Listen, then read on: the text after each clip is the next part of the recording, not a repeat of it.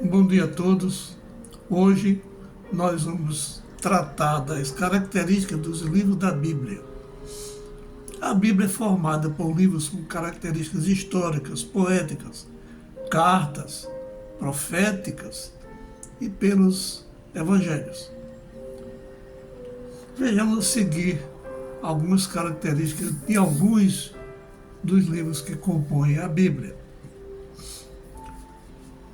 No Velho Testamento, nós temos o livro de Gênesis, trata da origem do universo, do princípio de tudo.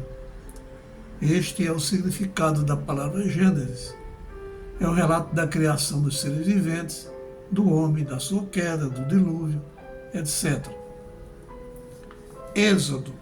O livro de Êxodo, como o próprio nome indica, trata da saída do povo de Deus e do Egito e sua peregrinação durante 40 anos pelo deserto, rumo à terra prometida. Nele encontramos passagens épicas como a abertura do Mar Vermelho, as pragas do Egito, a entrega dos 10 mandamentos a Moisés, etc. O livro de Levítico é o livro da lei, no qual Deus estabelece normas para o seu povo, pertinentes à vida familiar, social e religiosa, especialmente no que diz respeito à relação entre os homens e Deus. Livro de Números. Além de registrar fatos históricos relativos à caminhada do povo judeu em direção à Terra Prometida, traz relatos sobre o censo da tribo de Israel e outras listas e contagens. Trata também da organização efetiva das tribos. O livro de Deuteronômio é o livro da repetição da lei.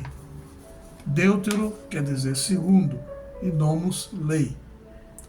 Muitos dos judeus que haviam deixado o Egito já haviam morrido durante a caminhada para a terra de Canaã. Então era necessário que a nova geração tomasse conhecimento da lei, da aliança entre Deus e os homens. Daí o livro de Deuteronômio, ou seja, a repetição da lei.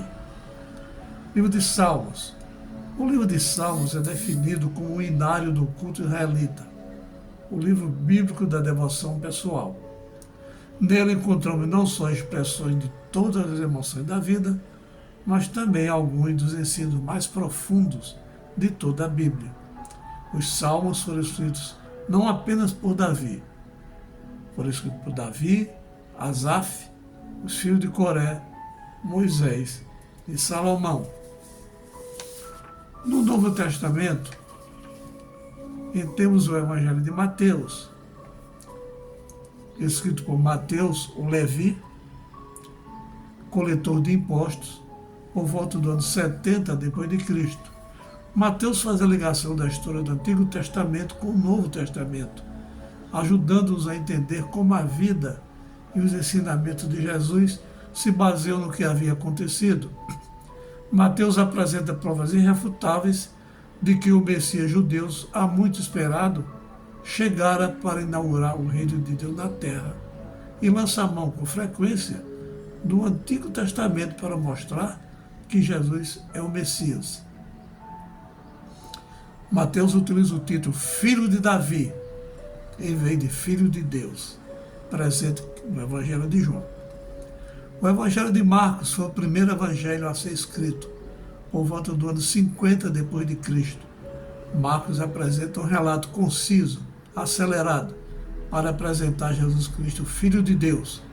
É o menor dos evangelhos, contendo apenas 16 capítulos. Evangelho de Lucas. Lucas não era judeu, era grego e médico, e não tinha andado com Jesus. Ele realizou uma acurada investigação de tudo o que ocorrera durante a vida de Jesus para fazer uma exposição ordenada e plena da verdade dos fatos. Foi Lucas que relatou o maior número de parábolas de Jesus, enquanto Mateus registrou 23 e Marcos 9. E não há registro de João sobre parábolas. O Evangelho de João. João traça o perfil de Deus revelado na pessoa de Jesus. vê o Evangelho de João, capítulo 1, versos de 1 a 14. O Evangelho de João, além do propósito de mostrar que Jesus é Deus, foi escrito para que os judeus crescem que Jesus é o Cristo. João e Marcos não fizeram registro da genealogia de Jesus.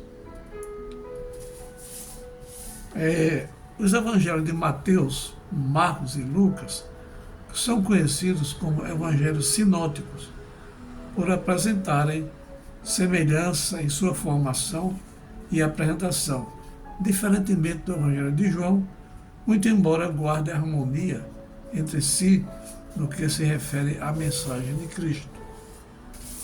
Tenham todos um dia abençoado.